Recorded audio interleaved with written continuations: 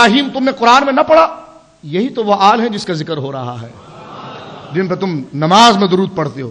اپنے بیٹے کو نماز میں سلام کرو گے تو تمہاری نماز فاسد ہو جائے گی، اور حضور کی اولاد کو سلام کرو گے تمہاری نماز مقبول ہو جائے گی۔ یہ ہے آل محمد، یہ ہے آل ابراہیم اور آل محمد، کہ ہیں تو بندے لیکن خدا کے اتنے پیارے ہیں کہ ان کا نام لیتے رہو، انہیں سلام کرتے رہو، نماز بنتی چلی جاتی ہے۔ سبحان اللہ، یہ ہے آل محمد۔ میں اعلیٰ حضرت کی باتیں عرض کر رہا تھا، درمیان میں وہ نکل گئی، اور میں اس کو دوبارہ جوڑ دیتا ہوں کہ جو یہاں پر حدیث پاک کے اندر آیا نا کہ اس کا عمل اسے کوئی کام نہیں دے گا، لیکن ہمارے حق سے، یہ میں نے اپنے امام سے، اعلیٰ حضرت نے جتنی کتابیں لکھی، محمد حنیف صاحب قادری دامت برکاتہم العالیہ نے جامع الاحادیث میں اس کی تخریج کی، اس سے بھی میں نے استفادہ کیا ہے، تو یقیناً میرے امام کی نظر میں ساری حدیثیں ہیں، تو اس لیے وہ اہل بیت کی محبت کا ایک نکھار نظر آتا ہے۔ اعلیٰ حضرت کی جو لائبریری تھی اس میں ایک سید صاحب آتے اور آپ سے ملاقات کرتے تھے، یہ لگتا بریلی سے مجھے دوبارہ اشارہ آیا کیونکہ میں بھول گیا تھا، مجھے اس سے بہترین کوئی مثال ہی نظر نہیں آ رہی۔ تو وہ چلے گئے اور پتہ نہیں کہاں چلے گئے، کافی لمبا وقت ہوا وہ آئے نہیں۔ اس دوران وہ لائبریری چھوٹی پڑتی تھی، مختصر تھی، اعلیٰ حضرت نے سامنے کی جانب دوسری لائبریری بنوا لی، سامنے جانب دوسری لائبریری بنا دی، اور اس لائبریری کو گھر بنا لیا، گھر والوں کو اس میں منتقل کیا اور کتابیں اس لائبریری میں منتقل کی۔ اب یہ سید صاحب آئے کئی مہینے کے بعد، ٹہلتے ٹہلتے آئے، انہیں کیا پتا یہ لائبریری گھر ہے، انہیں تو نہیں پتا تھا۔ اب دروازے کو پردہ دیکھا، پھر بھی محسوس نہیں ہوا، پردہ ہٹایا اندر داخل ہو گئے، پردہ ہٹایا اندر داخل ہو گئے۔ تو جب اندر داخل ہوئے تو مستورات بھی ہیں، گھر کی خواتین بھی ہیں، جب دیکھا تو بہت شرمندہ ہوئے، کہ یا اللہ یہ کیا غضب ہو گیا، یہ میں کہاں آ گیا۔ اعلیٰ حضرت قریب کرسی میں بیٹھے تھے، آہٹ جب دیکھی فوراً کتاب رکھ کر اٹھ کر بھاگتے ہوئے آئے کہ سید صاحب شرمندہ ہو رہے ہیں، فوراً ان کے کاندھے پر ہاتھ رکھا، دستبوسی کی، فرمایا گھبرائیں نہیں، اس میں کون سی گھبرانے کی بات ہے، اور آپ پر شرمندہ ہو رہے ہیں، یہ سب آپ کی باندیاں تو ہیں۔ اعلیٰ حضرت حیا کے پیکر ہیں، لیکن آپ دیکھیں مسئلہ حیا تو ہے، لیکن سید کے دل کو مطمئن کرنے کے لیے کہہ رہے ہیں یہ آپ کی باندیاں تو ہیں، آپ کیوں اپنے دل میں خجل ہو رہے ہیں اور شرمندہ ہو رہے ہیں۔ اور وہیں سے اعلیٰ حضرت ان کو اپنے کمرے کے اندر لے آئے اور آپ کی خدمت میں چائے پیش کی ہے۔ تو یہ عقیدت ہوتی ہے، دیکھیے بزرگوں کا یہ مقام ہوتا ہے اور بزرگوں کی عقیدت ہوتی ہے۔ اور امام حسین تو پھر بڑی عظیم ذات ہے۔ اب ذرا یہاں پر آپ دیکھیے، وہ خادمہ جو یہ آخری حدیث پیش کر رہا ہوں، وہ خادمہ جو ہے جو حضور علیہ الصلوۃ والسلام کی پاس آئی ہیں اور حضور علیہ الصلوۃ والسلام کے گھر میں کام کرتی ہیں، تو یقال لها بریرہ، ان کا نام بریرہ تھا۔ یہ نام ہم نے اپنے پرانی گھر کی مستورات اور دادیوں نانیوں میں نام دیکھا ہے، بریرہ۔ اب یہ نام نہیں ہے، اب تو ایسا بولتے شاہ صاحب ایسا نام بتائیے جو کسی کا نہ ہو۔ میں نے کہا میں تو پھر اسے پناہ چاہتا ہوں کہ ایسا نام بتائیے کہ وہ کسی کا نہ ہو، اور لکھ کر بھی ایسا نام آیا ہے کہ وہ پتہ نہیں، میں تو خود پوچھتا ہوں کہ بھائی یہ سنسکرت ہے، عبرانی ہے، یہ جناتوں کی زبان ہے، پہلے آپ مجھے زبان کا تعارف کروا دیجئے تو اس کے بعد پھر میں اس کا معنی بتا دوں گا۔ نام آپ نکال کر لائے، ہم اپنی مصروفیت سے لائبریری میں اب جا کر ڈکشنریاں چھانتے رہیں، کیا ہوگا کہ یہ آپ بچے کا نام رکھ لے ہیں۔ تو ہم نے یہ روش کیوں چھوڑ دی ہے جو ان بزرگوں کے نام کی ہے؟ دو صورتیں ہیں، نام کا فائدہ نہیں پہنچتا، بعض علماء کا یہ نظریہ اہل سنت کے، نام کا کوئی فائدہ نہیں پہنچتا، اس میں تو کچھ نہیں۔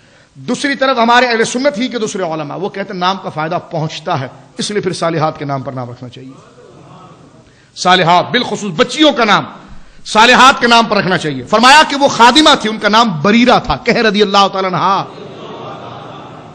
اپنی ماں سے زیادہ محبت کی نیت کر کے کہیں رضی اللہ تعالیٰ عنہا سیدہ بریرہ پر رضی اللہ۔ یہ خادمہ ہیں، یہ اور ان کے گھر کے خادم فرشتے ہیں، یہ اہل بیت کے گھر کی خادمہ ہیں، ان کے گھر کے خادم تو پھر فرشتے ہوئے نا۔ فرمایا کہ فلقی الرجل، ان ایک آدمی راستے میں ملا، فقال یا بریرہ، کہنے لگا اے خاتون جن کا نام بریرہ ہے، غتی شعیفاتک، اپنی چٹیا کو درست کر لے، تانا دیا، اپنی چٹیا کو درست کر لے، تانا دیا، ڈھانپ لے، فإن محمدًا صلی اللہ علیہ وسلم لن یغنی عنک من اللہ شیئا۔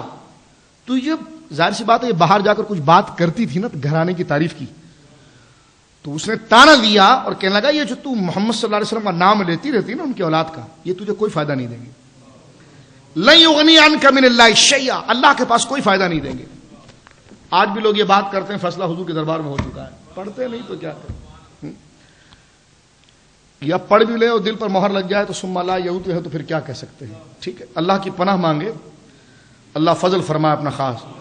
اس سے کہا کہ یہ محمد صلی اللہ علیہ وسلم اور ان کی آل کوئی فائدہ نہیں دے سکتی. اب وہ خواہ مخواہ تو نہیں کہا، انہوں نے بھی تو چرچا کیا ہوگا نا، ہاں انہوں نے بھی تو چرچا کیا ہوگا نا. اب دو گروپ سامنے آ گئے، دو گروپ اہل بیت کی خادمہ ہیں اور دوسری طرف وہ کہہ رہا ہے کہ جناب کوئی فائدہ نہیں پہنچے گا. کہتے فاخبرت النبی صلی اللہ علیہ وسلم، وہ کہتی ہیں کہ میں نے حضور کو اس بات کی خبر دے دی. جیسی میں نے حضور کو یہ کہا، اب الفاظ سنیے آپ، کہ حضور اس نے کہا کہ محمد اور آل محمد آپ کو کوئی فائدہ نہیں دے سکتے صلی اللہ علیہ وسلم، میں نے خبر دی.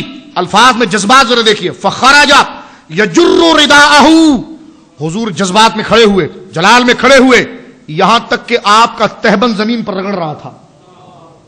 زمین پر تہبند رگڑنا تکبر کی علامت ہے، اس لیے حضور نے فرمایا کہ ٹخنے سے نیچے کپڑا نہیں ہونا چاہیے. اس کی ذرا وضاحت میں کر دوں آپ کے سامنے. ٹخنے سے نیچے کپڑا، اور حضور نے فرمایا جو ٹخنے کے نیچے کپڑا ہوگا وہ جہنم میں جل رہا ہے. یہ اس عرف کے مطابق تھا، اس دور کے مطابق تھا. آج کل کے دور کے اندر ٹخنے کے نیچے کپڑا کرنا تکبر نہیں، ایک محض فیشن کی نشانی ہے. تو اگر کسی نے ٹخنے کے نیچے شلوار کر کے نماز پڑھی تو اس کی نماز ہو جائے گی، لیکن اگر فولڈ کر لیا تو نماز مکروہ تحریمی ہوگی، اس لیے کہ حضور نے دوسری حدیث میں فولڈ کرنے سے منع کیا ہے. ایک بات. اچھا، جو جہنم کی وعید دی ہے حضور نے کہ جس کے کپڑے کا شلوار کا سرا یا تہبند کا سرا وہ ٹخنے سے نیچے وہ جہنم میں جل رہا ہے، تو میں عرض کر رہا ہوں کہ یہ وعید عام نہیں ہے، یہ تکبر کے ساتھ خاص ہے. جس طرح آج کے دور میں گریبان کھولنا تکبر کی علامت ہے، گریبان کھول کر چلنا یہ جاہلوں تکبر کی علامت ہے، ایسے اہل عرب جو تھے وہ لمبی جو گئے کہ تہبند باندھتے تھے تاکہ وہ پیچھے رگڑتے ہوئے آئے.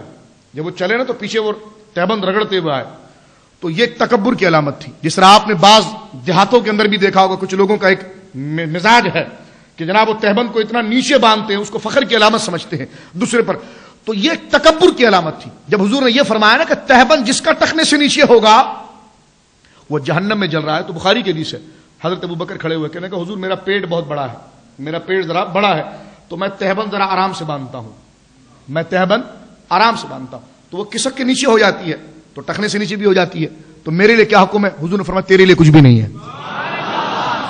اب تو جہنم کی وعید ہے تو پھر تیرے لیے کچھ نہیں. علامہ آئینی نے لکھا اس لیے کہ تکبر علت تھی، ابو بکر میں تکبر نہ تھا. تو یہ اصل چیز کیا ہے؟ تکبر. اصل چیز ہے نیت تکبر سے کوئی نیچے کرے گا، اور تکبر کہتے ہیں دوسرے کو گھٹیا سمجھنا. اگر کسی نے اتنی لمبی شلوار پہنی کہ ٹخنے سے نیچے اور اس کو یہ سمجھے کہ جناب اس کو تو کپڑا ہی نصیب نہیں ہوا اور یہ حقیر ہے، تو یقیناً یہ اس کے اندر پھر آ جائے گا، اس کے اندر یہ داخل ہو جائے گا. اور ایک علامت عرب کے اندر یہ تھی کہ جب انتہائی جلال ہو، توجہ چاہوں گا آگے حدیث کے الفاظ آ رہے ہیں، اور انتہائی غضب ہو اور اپنی بات غصے میں کہنی ہو تو اس وقت بھی تہبند تھوڑا نیچے رکھا جاتا تھا. اب حدیث کی طرف آ جائیے، ٹھیک ہے. اور میں ایک سوال کرتا ہوں کہ تہبند ٹخنے سے نیچے رکھنا ہے اور یہ جہنم میں جانے کی علامت ہے، اور تکبر کی قید آپ نے کیوں لگائی؟ تو میں نے کہا جو حضور کا تہبند نیچے، اس کے بارے میں کیا کرو گے؟ اب جو حدیث آ رہی ہے، اگر تکبر کی قید نہیں لگاؤ گے تو ایک نہیں کئی حدیثیں ہیں، حدیثوں میں یہ بھی ہے کہ حضور جا رہے ہیں اور آپ کا تہبند ٹخنے سے نیچے ہے، تو کیا یہ وعید معاذ اللہ حضور پر آئے گی؟ تو پھر وہ اہل سنت کی ان ائمہ کی بات ماننی پڑے گی جو حضرت ابوبکر کو حضور نے رخصت دی ہے، وہ تکبر تھا. کیا تھا؟ تکبر تھا. اب حدیث کے الفاظ سنیں. حضرت سیدہ بریرہ کہتی ہے کہ میں حضور کے پاس گئی اور حضور سے میں نے عرض کیا یا رسول اللہ وہ فلاں شخص جو ہے مجھے کہہ رہا ہے کہ محمد اور آل محمد تمہیں کوئی نفع نہیں دیں گے.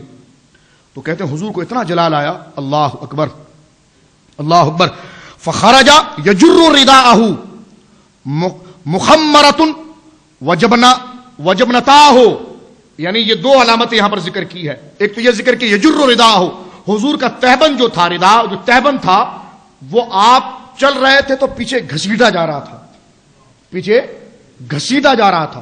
حضور جلال میں چل رہے ہیں اور آپ کا چہرہ جو تھا مخمرت، یعنی انتہائی سرخ ہو چکا تھا.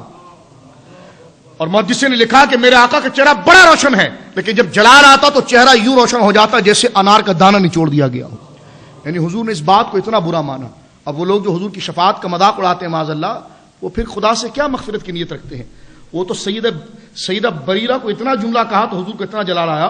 کہتے ہیں کہ فخرج یجر رداءہ، حضور اتنے جلال میں تھے کہ حضور کا تہبند پیچھے چل رہا تھا، ارے گھسیٹتا ہوا آگے جا رہا تھا اور حضور کا چہرہ سرخ تھا.